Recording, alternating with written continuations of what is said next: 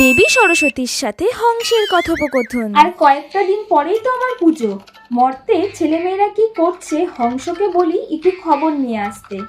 Hansa, pack pack. প্রণাম মাতা। হংস, তুমি এক্ষুনি গিয়ে দেখো তো মর্তে ছেলেমেয়েরা কি করছে। ঠিক আছে মাতা। Pack pack pack pack. প্রণাম মাতা। বলো হংস। মাতা, আমি মর্তে দিয়ে উড়ে যাচ্ছিলাম, জানালার ধারে দেখি একটা মেয়ে বই নিয়ে বসেছিল প্যাক প্যাক। বইটা দিয়ে না একটা উজ্জ্বল রশ্মি বের হচ্ছিল প্যাক প্যাক। আমি ভাবলাম মর্তে বুঝি ডিজিটাল বই বেরিয়েছে প্যাক প্যাক। পরে দেখি মাতা, বইয়ের ভেতরে মেয়েটা ফোন বের করে রিলস দেখছিল প্যাক প্যাক। আর মর্তের কথা কি বলবো মাতা, প্যাক প্যাক। মর্তে তো সব ছেলেমেয়েরা কুল খেয়ে নিচ্ছে তুমি আসার আগেই প্যাক প্যাক।